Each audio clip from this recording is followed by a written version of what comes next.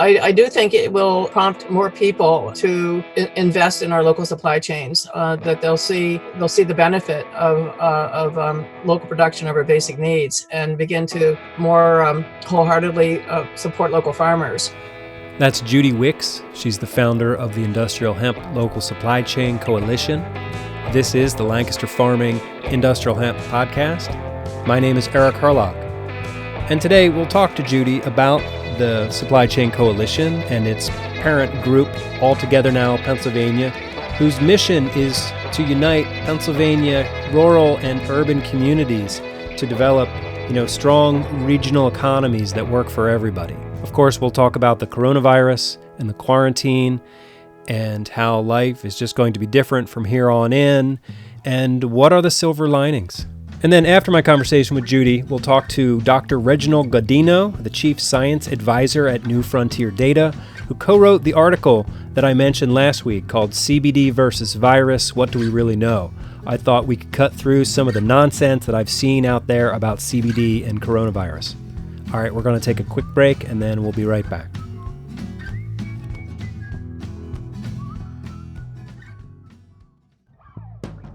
This episode is brought to you in part by King's Agri-Seeds, your source for premium forage, cover crop, and industrial hemp seed. Does your CBD hemp come with a replant policy? Auto CBD from King's Agri-Seeds and Phylos does. Guaranteed to establish or they'll replace your seeds. They stand behind their products and producers to give you greater confidence. Plant Auto CBD this spring. Terms and conditions apply. Give them a call at 717-687-6224 or visit kingsagriseeds.com/hemp.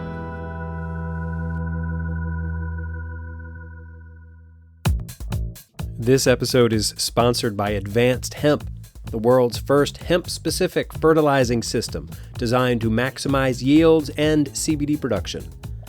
At Advanced Hemp, they have a team of 25 PhD plant scientists who have been researching the plant for over 20 years, and they really know their stuff. So if you want heavy yields of high CBD hemp, feed your crops Advanced Hemp. But don't wait. Production is limited, so pre-order now at advancedhemp.com. Okay, welcome back. A couple of interesting hemp news nuggets this week. The first is an article at Forbes.com written by David Carpenter called Hemp Company Files for Bankruptcy as Confounding Regulatory Guidelines Hamper Growth. This is a story about Atalo Holdings, which has filed for bankruptcy protection. I'm going to quote from the article a little bit. A key player in the emerging industrial hemp sector since 2014, Atalo Holdings' predicament is a telling sign regarding the precarious status of hemp in America. One of the early movers in the resurgence of Kentucky hemp production, Atalo was one of the initial hemp processing companies in the state to receive clearance several years before legalization to grow hemp as part of a government pilot program.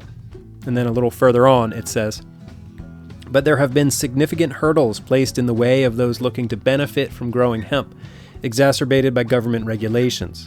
Impediments include the USDA and DEA's restrictive and floating policies around hemp, as well as the FDA's failure to release formal regulations with respect to CBD. Atalo's CEO Bill Hilliard cites those perplexing ambiguities as one of the major reasons why the emerging industry is hamstrung by the event. Hemp processors, along with our farmers and other partners, have essentially created an entirely new agricultural industry, says Hilliard. The path to success has been impeded by confounding guidance from regulatory agencies, unforeseen market forces, and other challenges. And then the article says that 3 other hemp companies have experienced similar financial difficulties this year, including both Sunstrand and Gencana in Kentucky and Commonwealth Alternative Medicinal Options in Pennsylvania. I'll have a link to this story at lancasterfarming.com on the show page for this episode. Check it out. All right, another interesting article, this one from Hemp Industry Daily, written by Laura Drotliff, published March 23rd. The title is Coronavirus Uncertainty Prompts Hemp Farmers to Lock Down Seeds, but Some See Turbulence Ahead.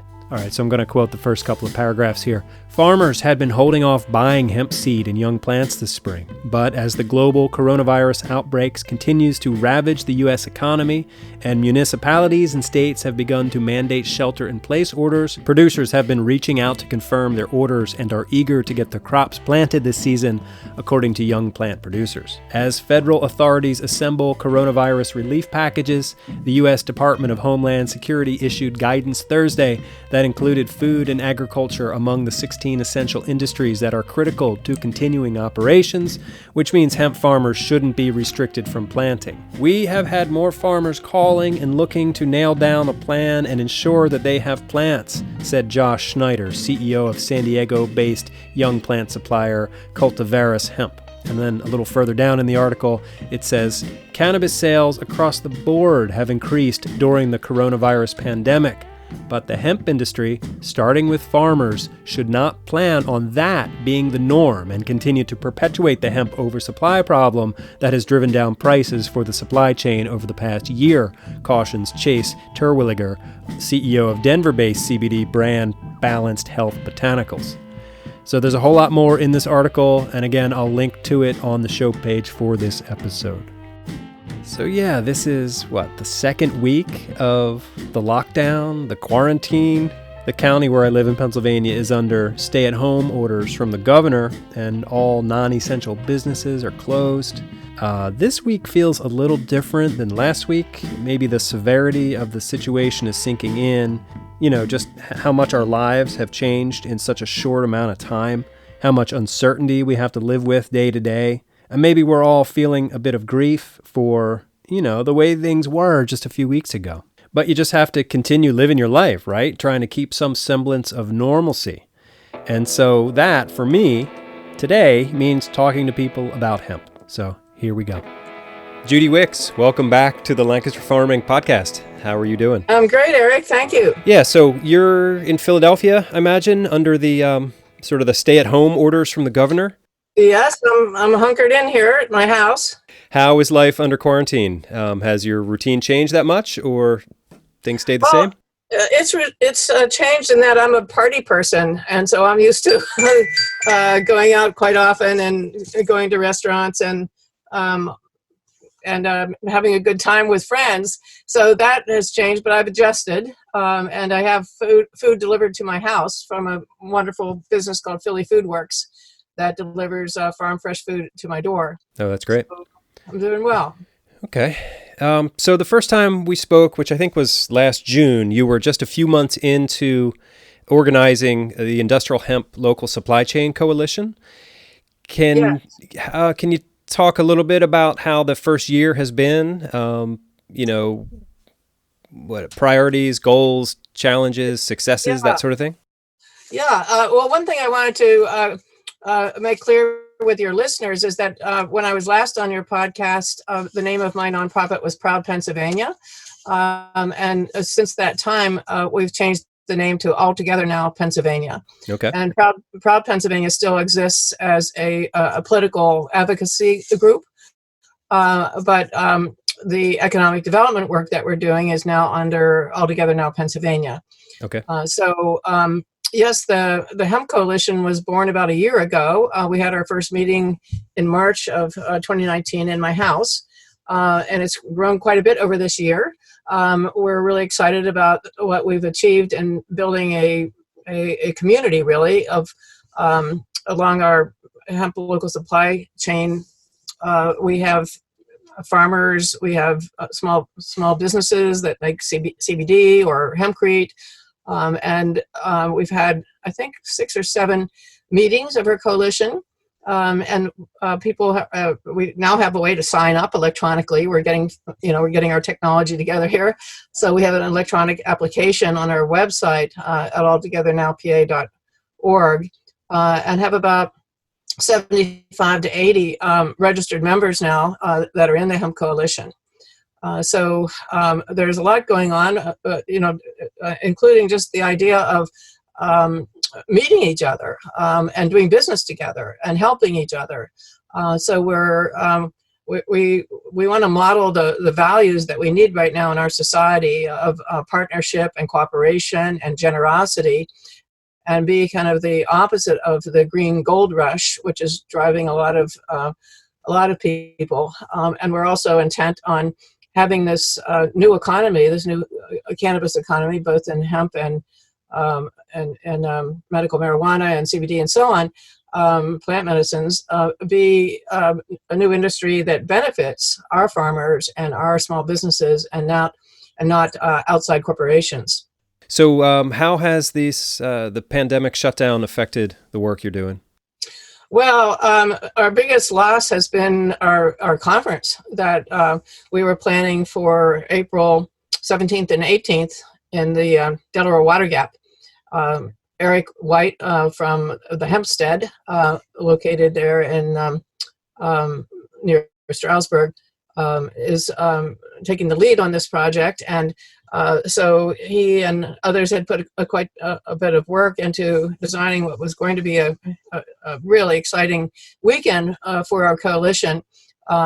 And that's all been put on hold. I hope that we'll be able to do it next year. Mm-hmm. Because of the seasons for hemp farmers, it was important for us to hold this conference in the spring, because part of what we were doing was selling seeds and clones and so on, and educational programs, for farmers about what we've learned from the past harvest, and that could be used, going forward. So Eric White is working on some webcasts. So we will be engaging some of the speakers and making that information available electronically. We were very excited that our keynote speaker was to have been Ben Dobson, who is who operates Hudson Hemp in New York, and the steering committee of our hemp coalition spent a weekend there to see that operation, Hudson Hemp, and it was just fascinating time. They're doing so much there, not just in hemp, but in regenerative agriculture. And Ben is a remarkable expert on regenerative agriculture and on hemp, and he produces CBD there, and so we were able to look at his whole operation. And they also provided us a space to stay in the farmhouse there, our steering committee for the Hemp Coalition. So during the weekend, we had a couple sessions on designing our strategic plan. So that was very exciting for us to have that opportunity to do that. And then at our next Hemp Coalition meeting, we engaged the rest of our coalition in these ideas and to get their feedback. So I was talking to Eric White a few weeks ago, and he was also telling me about Ben Dobson and the work they're doing up there at Hudson Hemp. It sounds amazing. It is, yeah. They've got something like 5 years worth of data from the carbon being released from various points on their farm. I don't know. It sounded really amazing. So I should probably schedule a time to talk to Ben. Yes, that would be great. So getting back to the group in the local supply chain coalition, is it leaning one way or the other? CBD versus fiber crops, or what's the breakdown there? Well, actually, we recently decided to put CBD in our other coalition, which is our plant medicine coalition.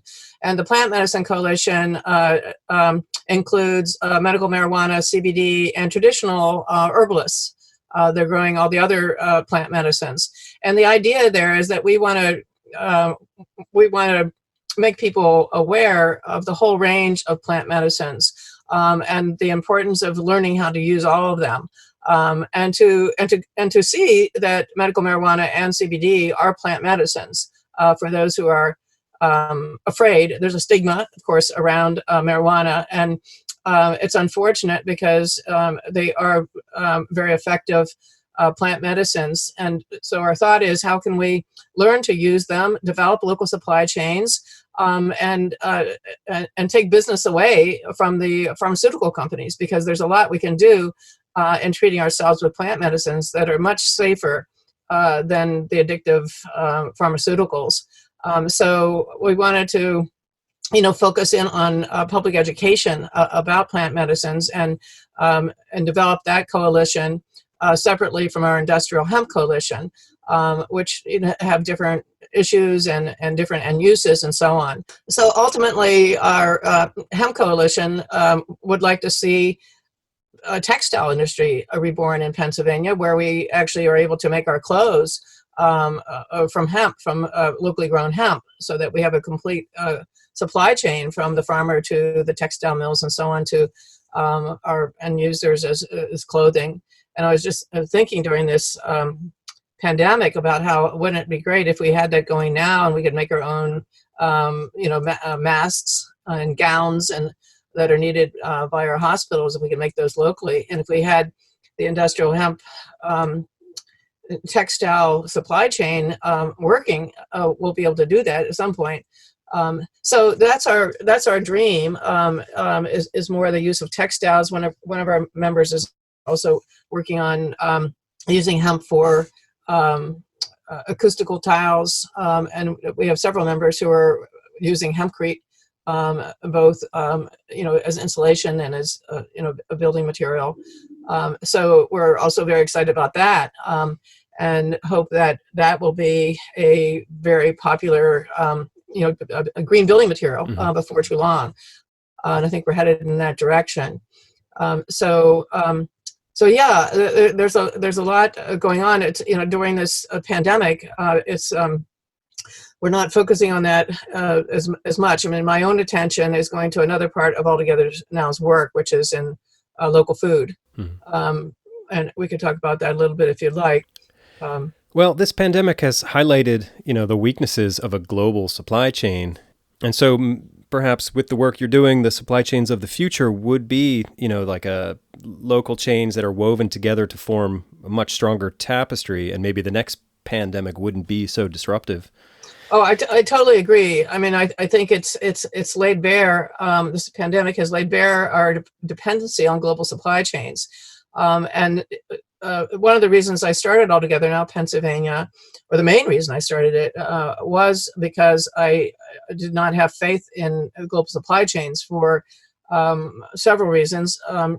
Due to climate change, I don't think we can depend on them because of the chaotic weather that our global supply chains are going to break down because of weather and because of social unrest. And now I could add to that pandemics and diseases. That pandemics could, for instance, end our supplies from China or wherever, and we get a lot from China right now, including hemp, the largest supplier of hemp.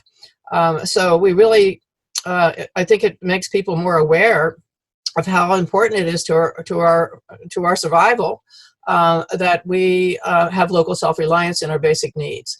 And that's the main purpose of Altogether Now, is to build those local supply chains so that what we need to survive, from food to energy to clothing to building materials to plant medicines, are produced at home, and that we strengthen those supply chains and build them. And also what we're doing is, when we see a gap in the supply chain, to catalyze a social enterprise that would fill that gap, and empower marginalized communities. So one of the things we're looking at, and we were planning to have a community meeting on this in April, that's now been postponed. Perhaps we'll do it by Zoom, but is to build a cooperative processing facility for hemp. And again, Eric White is the lead on this, and but the idea is to create a facility that would process all different types of hemp, and could also process other seed oils. I mean, not just hemp oil, but safflower oil or whatever would have the capacity to do that. But it would be owned by farmers and small businesses. So it would be it would be a cooperative that would benefit farmers and small business people. So we're excited about that, and that will eventually happen. And Eric could tell you a lot about that. Maybe he already has on a past podcast. He was on the show last summer, and we talked mostly about his hemp operation up there. But I see him at a lot of the hemp events, and we sort of developed a nice bond. And I've heard a lot about the work he's doing. But yeah, I should bring him back on the show and hear more about it. He had asked me to be a moderator for one of the panel discussions at the OpCana conference. So. Yes, we had talked about that together. He and I have been working as a team to plan that UpCanada conference, and I do hope we'll be able to have it next year. Because it would be a lot of fun too to get everybody together. Sure. And that's what I miss the most. Yeah. Is not having fun together. It'll be back. The fun times. Yeah. All right, so I'm an optimist by nature, and I believe in silver linings. And this coronavirus it's just terrible, and it's causing great suffering all over the world. But do you see any potential silver linings here? Oh, absolutely. I do think it will prompt more people to invest in our local supply chains. That they'll see the benefit of local production of our basic needs and begin to more wholeheartedly support local farmers and getting investors also to see the importance of investing in our local supply chains and in these emerging hempcrete businesses and so on. I think it gives an all hands on deck, kind of movement to see what we can do together to build our local self-reliance and prepare our communities for climate change. So I like to see the link between the pandemic and preparation for climate change. It's an opportunity. It shows what we can do as a society when we work together to address the pandemic, that we could do the same thing for climate change. And we need to. Climate change is actually the larger danger than the pandemic. I was surprised to hear a fellow, it was a Texas politician the other day, talking about how he wanted to leave a beautiful country for his children and grandchildren, and therefore wanted to stop the move to isolate ourselves for the virus. We should get back to work and get our businesses going, because he wanted to help the economy for his grandchildren. Well, what is this guy thinking? If he's caring about his grandchildren, why isn't he doing something about climate change? So the same people that want to get us back to work and get the economy up and going in the middle of a pandemic are the ones who also don't believe in climate change. And right, it underscores the hypocrisy it that's pervasive does. Throughout our, yep. Yeah. Mm-hmm. And, that guy was willing to sacrifice it. He said there's grandparents who would be happy to die for the future of the, it just seemed really heartless to me. Yeah, exactly. I'm 73 myself, and so I'm in that group, and I'm not ready to die yet, quite frankly. And although I am willing to sacrifice myself for others, and it's more about putting all my time and work into stopping climate change and preparing our community so that our descendants will survive. And I totally believe that the survival of future generations will depend on what we do today to build local economies, so that they will have local self-reliance. And it doesn't happen overnight, and we need to be working on that now so that our children and grandchildren will have the basic needs they need to survive close at home. So in that way, I feel the older generation should be sacrificing not their entire living life, but be doing what we can. I mean, when I see these kids disobeying the stay-at-home guidance, I think about my baby boom generation and how so many at my age have been continuing to fly and take cruises in the middle of an international emergency because of climate change. That really upsets me that so many of my boomer friends spend all their time traveling around the world. Of course, they can't right now. And that's another thing that I hope that people will see, that we need to stay home, not because of the pandemic, but because there's work to be done here. We need to work in our own communities to prepare for climate change. And the worst thing we can be doing is flying around the world in airplanes just for the hell of it, for our amusement. I hope that this is a chance for people to stop and think about, because we're in the middle. We have to change our daily habits right now because of the pandemic, and we're in our houses where we have time to think. So I'm hoping that people will think about how they can change those habits permanently in the wake of climate change. And that they can see that as a society, if we choose to, we can mobilize our whole country to stop climate change, that we can stop flying. We can start focusing on our local supply chains. And this is what we have to do. So that's the silver lining that I see, that it's a wake-up call and we have the time to do it. And if our habits are disrupted anyway, now's the time to really think about, when this pandemic is over, how will our lives be better, Right. and facing the climate change crisis, which is much more severe. I'm curious to see the data, after a few weeks, a few months, what, I don't know, the carbon output, if it's decreased with everybody staying home, and just sort of what immediate effect the pandemic is having on that larger carbon picture. Exactly. I'm sure there's an effect. They say that the skies above China cleared when they closed the factories and transportation, and that in Venice, that the dolphins are back in the canals. And a friend of mine is watching the Chernobyl series that was on HBO. And she said, "Am I a masochist because I'm watching another catastrophe in the middle of a catastrophe?" But there's a happy ending to Chernobyl, and that Mother Earth has restored the land, and the mushrooms, and hemp was also used. Right, by the hemp way, is there. to remediate the soil, and the wildness has come back, and the animals have come back. Nature will heal itself if we stop destroying it. So yeah. When I think of Chernobyl, for some reason, my mind skips to that episode of Gilligan's Island where the crate of radioactive vegetables washed up. Do you remember that one? No. And that Gilligan had amazing eyesight, and maybe the skipper could hear good because of these radioactive vegetables. I don't know. I was raised on the reruns in the 80s, so sometimes all roads lead to Gilligan's Island. Maybe I've revealed too much, Judy. So, are you a gardener? I am not a gardener myself. I come from a family of gardeners. My mother was an avid gardener. My father and mother had a huge vegetable garden when I was growing up. And I was always too busy, running off to play softball, or building, forts up in the woods, to get engaged with weeding the garden. But I appreciate the gardeners. And my daughter is a professional gardener. Oh, really? Yeah. How does one do that?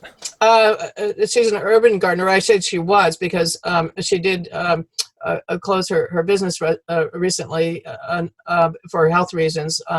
But for 12 years, she grew a business called Graceful Gardens. Her name is Grace. And it was urban gardening. She did everything from $60,000 penthouse gardens, to window boxes on row houses, both edible and ornamental gardens. And so both of her grandmothers were gardeners, and my grandfather was a professional gardener in a nursery business in Florida, and so on. So it runs in my family. Okay. Thought I'd ask. So for the past few months at my local grocery store, there's been an amazing supply of broccoli rabe. How do you feel about broccoli rabe? At my house, we all love it except for my 8-year-old who wants nothing to do with it. I love broccoli rabe. I can see where some people wouldn't, because it does have that bitter taste. But I love it. I love arugula as another green that I think has a distinctive kind of bitter taste that I love. So how do you prepare broccoli rabe? Well, I just steam it. I'm not a very good cook either. I'm not neither a gardener nor a cook. I mean, I was in the restaurant business for so many years, 30 years. And that maybe that's why I wasn't a cook, because I eat in a restaurant every night. But you have other people doing the cooking. Okay. Exactly. But to tell you the truth, since I got out of the restaurant business 10 years ago, I have developed, I needed to learn to cook.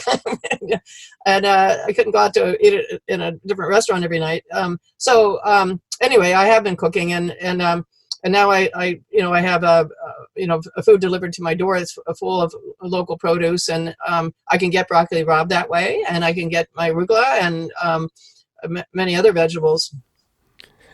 Okay, thought I'd ask. I blanch it for like 5 minutes, Uh-huh. and then I saute it in olive oil and garlic until it's like this mushy paste, but it's so delicious. You know, Oh, lots that of sounds salt, great. lots of olive oil. Oh, I'll try. I So, love nothing I like better than olive oil and garlic and salt. yeah. All right. Is there anything else we should talk about hemp-wise or pandemic-wise or Judy Wicks-wise? Well, one thing that I also a silver lining I hope that will come from the pandemic is to build our values around community, around cooperation, around empathy, around sharing. In this capitalistic economy, we are so driven by money that we value things by money, and we make decisions every day based on money. I mean, we've been conditioned to think we're a fool if we don't get the lowest price when we buy something, or the highest price when we're selling, or the highest return when we're investing, without thinking of the consequences of our economic actions, on the planet and on other people and other species. So during this time, I think that our goodwill, our natural goodwill, is coming up, and that you see examples of people helping others, on a regular basis now during this emergency. And I hope that will be a permanent change. That as a society, that we will shift from valuing everything by money to valuing everything by life. How is my decision going to affect life, the lives of my children and grandchildren, the lives of other species, life on Earth. And I think this could be a turning point in values. And so that's what I'm counting on. That's what I'm hoping for. And I think that we need to keep modeling those values. And that's certainly what we're trying to do it all together now in our Hemp Coalition, is to model the values of information sharing, of helping each other, building trust, and realizing that there is no such thing as one sustainable household or one sustainable business, that we can only be part of a sustainable system, and that we have to work in cooperation to build those systems, whether it's our local food system, our local textile system, our local energy system, and that we need to move from me to we in our decision making, and which moving from competition, to cooperation, moving from hoarding our resources and our knowledge to sharing them, and really moving from fear to love. I think that because we are so money oriented, we always have fear that we're not going to have enough for ourselves, rather than thinking of how can I share what I have with others who have less. So that's and I strongly feel that in terms of where we are as a civilization, that humankind is at a turning point right now, hopefully a turning point. If we don't make a turn, we're going to go over the cliff, because we are not basing our actions and our decisions and our on what is best for the future and for our planet. So we either have to make a step in human evolution to raise our consciousness to be about love and sharing and partnership and so on, or if we continue as we've been going to hoard and to compete, that humans will become extinct. And so we don't have much time to change that. And now's the time. And if we want to look at the good of this, that maybe the pandemic is a blessing. Even though many will die, fewer will die than if we end life on Earth through climate change. As more women move into positions of power throughout the world, positions of leadership, do you think that change away from greed towards love would follow? Well, yes, in that I feel that we need to balance feminine energy with masculine energy. A farmer once told me that good farming is the appropriate balance of masculine and feminine energy. And he characterized masculine energy as being about efficiency, and feminine as being about nurturing. If we have too much masculine energy, we might have a well-run farm, but we won't have good tomatoes and healthy chickens because there's not enough nurturing. On the other hand, if we have too much feminine energy and not enough masculine, we might have beautiful chickens and tomatoes, but we're going to go out of business because we're not using our time in an efficient way. So having that balance, but right now we're out of balance with too much masculine energy. And I don't think it necessarily is about what sex we are, because we all have both feminine and masculine energies in ourselves. But because society has, and because bearing children, but also because of our society has promoted nurturing values within girls and more competitive values in boys, that it does help to have more women in leadership positions. But I think that all human beings are capable of having that crucial balance between nurturing and efficiency, of getting things done, but caring and having empathy. So in that regard, I think the rise of women leadership is extremely important. As long as we don't give up our feminine qualities. A lot of times, as you see women become leaders, they assume more masculine energies, and I look at myself when I say that, because when I'm out of balance, it's usually because my masculine energies are stronger than my feminine. I'm not as nurturing. I'm about getting things done, and I just get on my my energy goes into accomplishing things and not looking around me at who might need help or a kind word or whatever. So it's something that I think that we all have to be conscious of. But yes, and I think really it's one of the most important things that's happening in the world right now is is finding this balance of feminine and masculine energy that would drive our economy and the way we live. And so, like the farmer said, we don't want too much feminine energy. We need that masculine energy, but it's the balance that will save us. Judy Wicks, founder of All Together Now Pennsylvania and the Industrial Hemp Local Supply Chain Coalition. You can find links to everything at the show page for this episode on lancasterfarming.com. Next up, we talk to Dr. Reggie Gaudino about CBD and the coronavirus and what the industry can do to stop the spread of bad information. Dr. Reggie Gaudino, welcome to the Lancaster Farming Industrial Hemp Podcast. Could you introduce yourself? Sure. Thank you for having me, first of all. I'm honored. My name is Reginald Gaudino. I am the VP of R&D at Front Range Biosciences. We're kind of a hemp biotech company. Previously at that, I was the Chief Science Officer at Steep Hill Laboratories. I'm currently the Chief Scientific Advisor at New Frontier Data, which is how we're having this conversation. So. Right, that's where I found you. A couple of weeks ago in the show, I referenced the article that you wrote with your colleague Ken Kovash titled CBD versus Viruses, What Do We Really Know? Because, at this time in the worldwide pandemic, there's a lot of misinformation flying around, and some people are maybe saying some untrue things about what CBD can do to help with the coronavirus. So I thought we would check in with a scientist and get some real information. Excellent. So you said something really important here, and I think let me just start with that. So I'm not a medical doctor. I am a research scientist. I have a PhD in molecular genetics and biochemistry. Part of my ongoing hobby as a scientist is the study of the immune system and the second messenger systems, and in particular, because I work in the cannabis field, cannabinoids and how they play into that system. So that was really the basis for the article that Ken and I co-wrote, because I'm working on some projects, with him, advising him a little bit as well.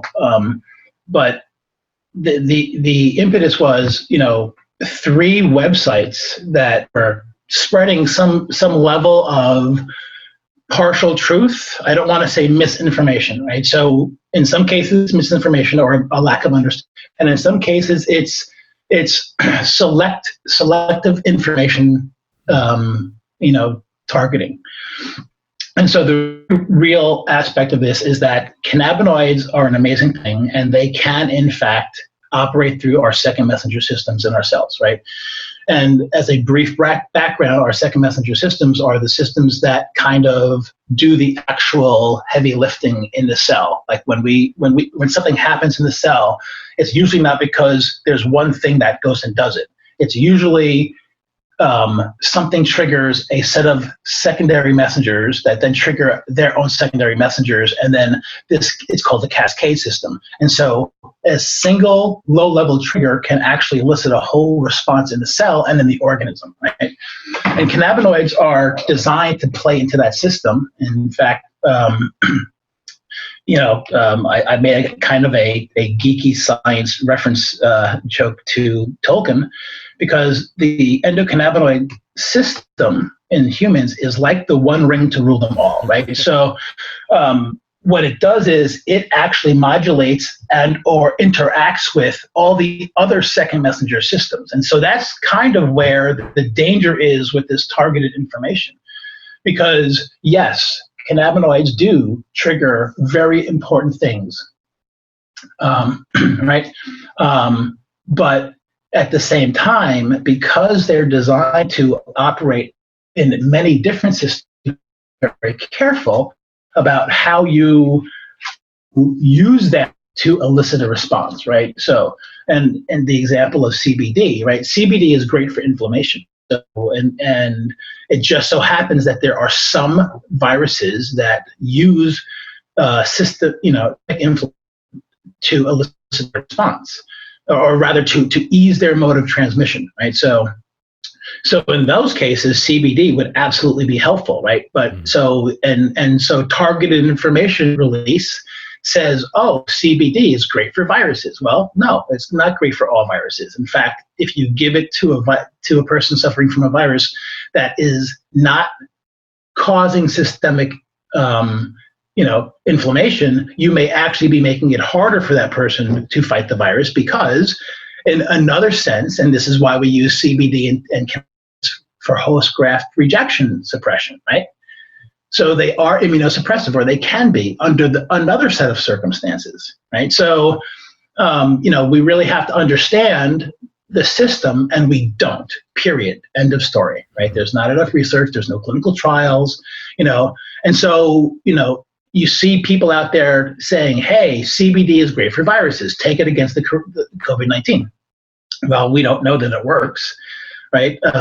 And possibly what that does is it creates a situation where you're harming yourself, because even if it's not immunosuppressive, right?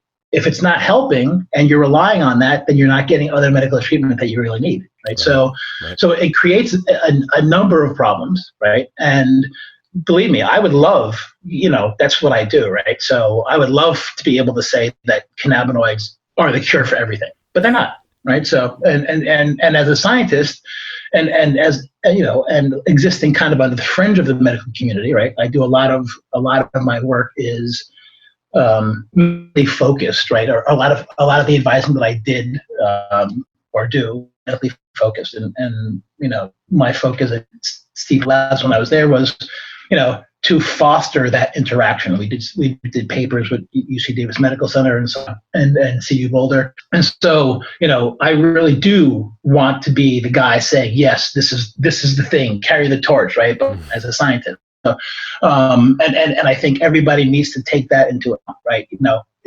Cannabinoids could possibly be very useful as antivirals under certain circumstances. And we have to understand what those circumstances are. Right. Doctors right now are actually warning that anti-inflammatories could aggravate the infection. So if CBD is working as an inflammatory, you wouldn't want to take it. Absolutely, right. So, and I found that very interesting, right? So people will interpret things the way they will, right? So when people see, CBD is great for viruses, and that is because in a couple papers they pulled out a section that said, oh yeah, CBD worked against murine, hepatitis C, HIV, which is significant, right? So there, I think, is what we need to take home, right? HIV, right?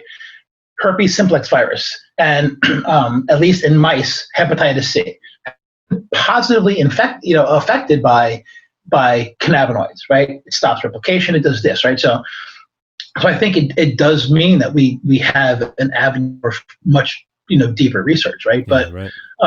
But what we also see is people using this as the support for the quote unquote snake oil. In fact, somebody lobbied that at me, the article saying that I didn't read the whole thing. It wasn't written by any entity that actually sells a product that you would use. So, but people did jump on it and say, hey, look, see, good virus. It can, yes, I said it can be in certain circumstances, but targeted information release is a thing, right? It's like creating fake news. Right. And what I'm afraid of is that people don't read the whole article and those blurbs, and they go off and they do exactly what you said. Yeah, they hear what they want to hear and they disregard the rest. Exactly. Yeah. What sorts of other questions have you been getting about cannabis and the coronavirus, if any? The market is really interested in, can cannabis help anything right now related to coronavirus? And I don't know what the correct answer to that is, because there's a lack of information. And so I certainly don't want to say, no, it's not helping at all, because I don't know that.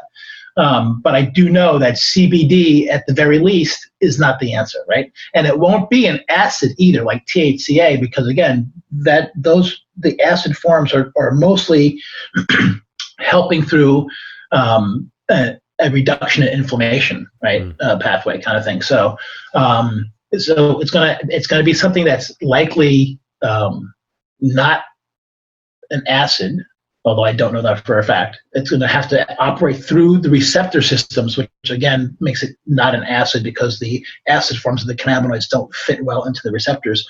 So, in order to be able to trigger the second messenger system, we are looking at a decarboxylated molecule at the very least, and it could be, for what we know, it could be any one of the other minor cannabinoids. But I believe that because some of these same pathways cross over with cancer fighting, like apoptosis and some of these other, the NF-kappa beta B systems and some of these other things, I think what you'll see is that, by understanding how to trigger the cancer pathways, we may be able to move cannabinoids into antivirals as well. Okay. So CBD has some stress reducing properties to it, right? People sort of find CBD to help them with their anxiety. Yep.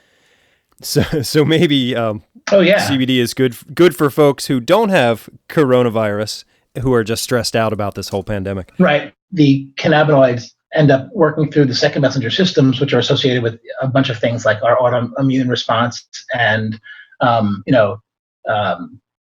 mental, our mental focus ability, right? So people have less anxiety, they're calmer when they consume some CBD. So the fact that stress is like the silent killer. If you can stay stress-free or reduce your stress levels, that means that your autoimmune system or your immune system and your cellular processes will be working more efficiently, right? So if you're not stressed, your body will be healthier. And if you're healthier, you'll be able to fight off the disease better than if you were not healthy, stressed out. Absolutely. All right, there you go. What should people in the industry be doing to provide good information to their consumers? I think be transparent, right? Like, this is not the time to say, hey, yeah, consume CBD. It's the cure-all, right? So we don't know that. And I think that's doing people a disservice, especially given what you said and what's been in the media. Stay away from anti-inflammatories, right? So I think, at the very least, they should be honest and transparent and say, hey, we don't know how this is going to affect COVID-19. But, towards your overall health and wellness, it may be a benefit. I think that's the honest answer. Dr. Reggie Gaudino, Chief Science Advisor. for New Frontier Data. You can find all the links to all the things on the show page for this episode at lancasterfarming.com. Just click on the podcast tab in the menu. All right, so that does it for me. I'm going to wrap things up here. I'll go wash my hands and then probably make some food. All right, thank you all for listening. Please drop me a line if you have ideas or you want to talk about something. We all have a lot more time now, right? Now that we're all locked in our homes. So how are you doing with the quarantine? How are you doing with your hemp seed ordering? Drop me a line. Let me know. I want to hear about it. I want to get back to talking to farmers who are doing work in the field. Give me a call, 717-721-4462. Or you can email me, podcast@lancasterfarming.com. My name is Eric Herlock. I am the digital editor at Lancaster Farming newspaper. And again, thank you for listening to today's show. And you can follow us on Instagram at lfhemp.com. What am I forgetting? I don't know. I hope you're doing all right. Until next time, I'll see you in the newspaper.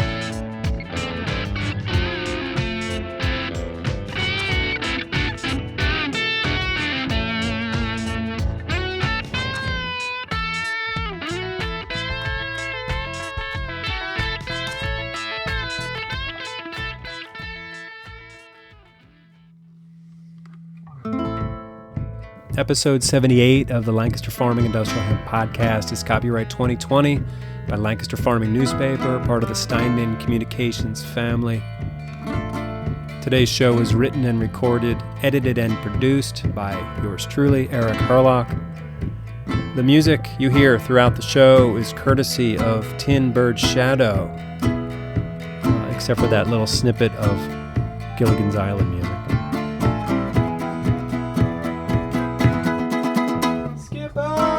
Professor, there's industrial hemp in the lagoon. Industrial hemp.